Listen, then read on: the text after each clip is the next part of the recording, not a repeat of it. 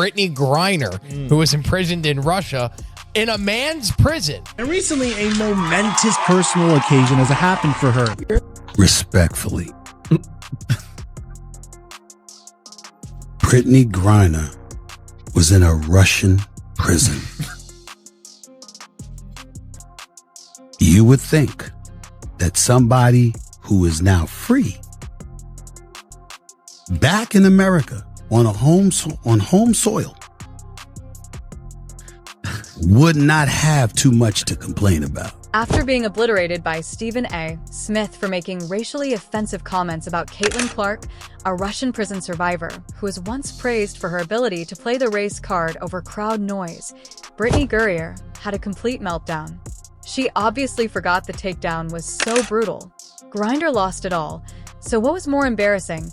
Being called out for her racist remarks that were tone deaf, or having Stephen A. bring up her high-stakes prison rescue?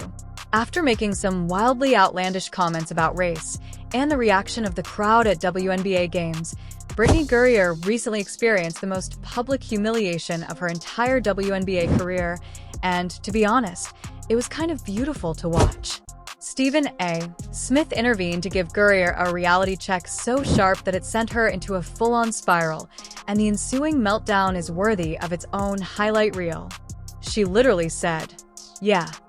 The WNBA's Brittney Griner is, in fact, a man.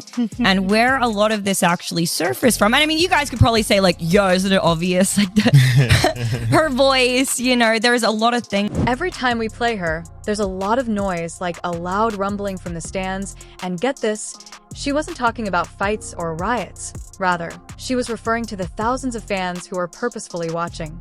She also said, "It's really disruptive. WNBA games used to be quiet, and you could bring your laptop and maybe get some work done. But now it's like big groups of people are yelling about the plays. It puts pressure on us. It's toxic." She even said, "I saw a dad and his daughter yelling, and I couldn't tell if it was about my game or just some light racism." Indeed, she mentioned some minor racism.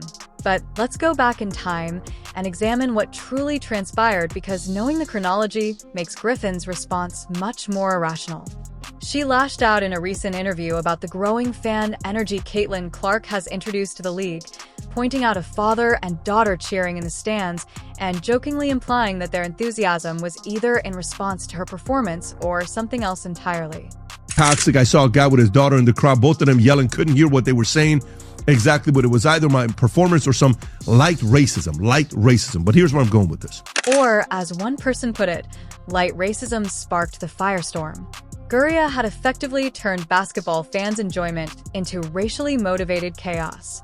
Imagine a professional athlete observing fans cheering and assuming racism, that kind of hyper-paranoia and perpetual victimization, and Stephen A. Smith wasn't taking it well.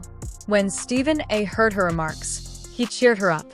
He reminded everyone that Brittney Griner had been rescued in a dramatic prisoner swap not years ago but recently, and that it wasn't just any swap. The U.S. literally traded Victor Bow, an international arms dealer known as the Merchant of Death, for her.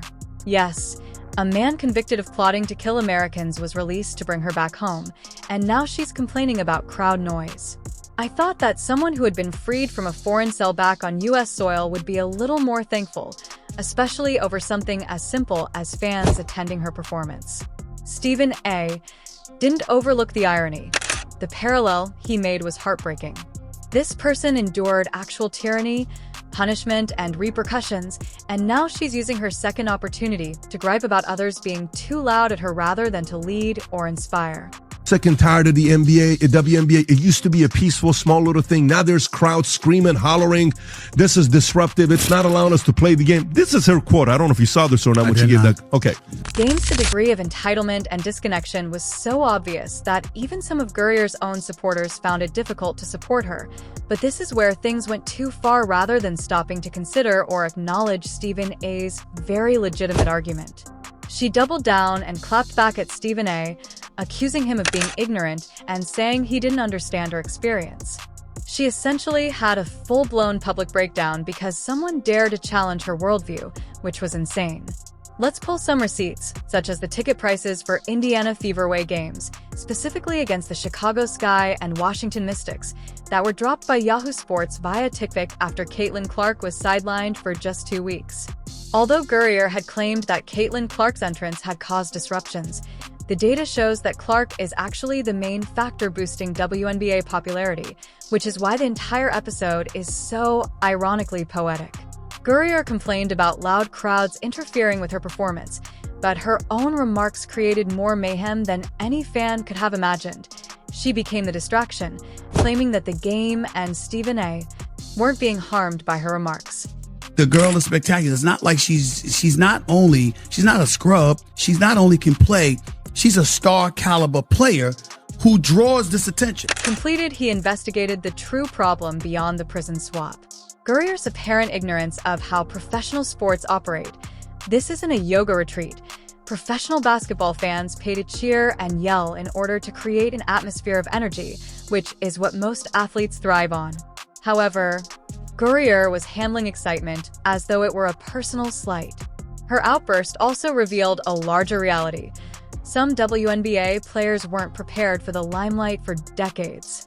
The league operated in a small bubble with few critics, low stakes, and no accountability. Now that Caitlyn Clark has arrived, the league is receiving national attention, real media pressure, and actual consequences, and it's obvious that not all players are prepared for that. What made Gurrier's remarks even worse was the racial framing. She saw a family cheering and assumed without any evidence that they might be racist. That mindset doesn't advance the game. It doesn't advance the conversation, and it makes every moment into an offensive moment. Stephen A. called it out as well, reminding viewers of the harm caused when public figures indiscriminately make racist allegations without supporting documentation. This lessens the impact of actual racism, creates divisiveness, and causes people to turn away, even when the cause is justifiable. The repercussions of Gurrier's comment and his usage of the term light racism to characterize fervent supporters are precisely the kind of irresponsibility Stephen A. has long opposed. How fans act in every arena. In every arena. So, and then when you clearly she's not remembering. It was exactly what you would expect from someone who had never experienced genuine pushback before. Gurrier bombarded social media with defensive tirades, posting repeatedly and doubling down rather than reflecting on herself. In doing so, she validated every single critique made by Stephen A. Instead of choosing introspection over growth, she chose indignation and played the victim. Her outburst was particularly embarrassing because of the timing of the WNBA's record-breaking increase in revenue, media attention, and viewership, as well as the primary factor behind that rise, Caitlyn Clark.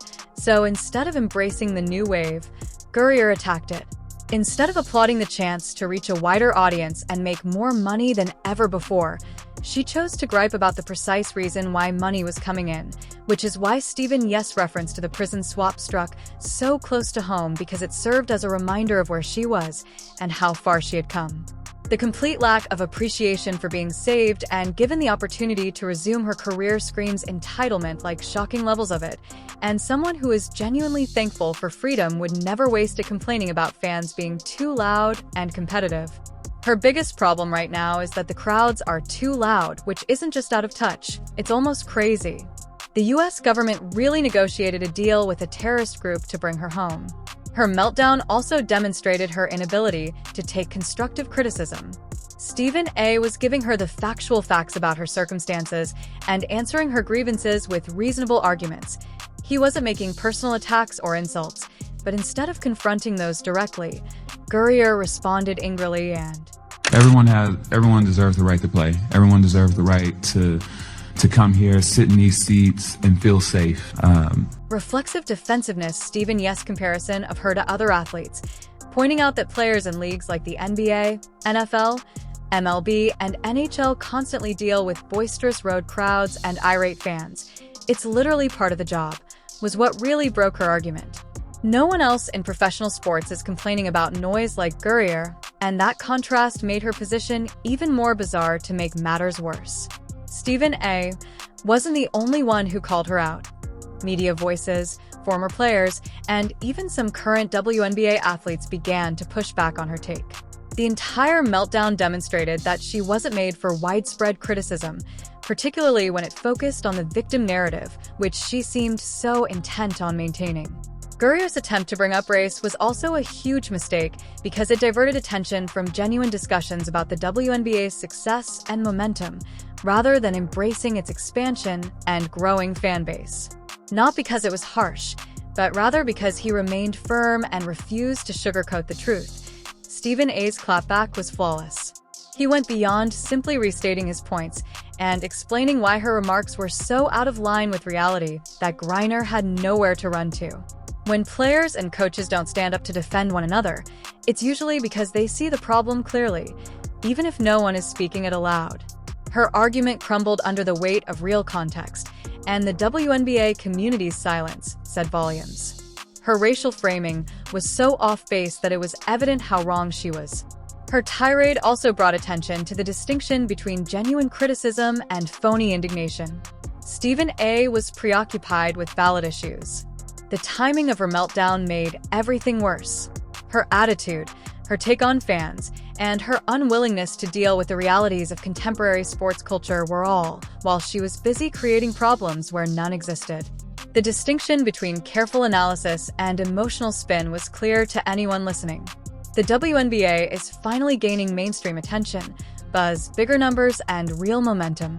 Here, Gurria criticizes the very fan interaction that is driving the league's growth, saying that her complaints, particularly the racial innuendo, were not only misguided, but also run the risk of alienating the casual fans the WNBA sorely needs to continue growing. Additionally, Stephen A's post sparked a larger discussion on how athletes deal with accountability in the age of social media. Her inability to handle the heat demonstrates how unprepared she was for the repercussions of her comments, which weren't spoken behind closed doors, but rather in public, and public statements merit public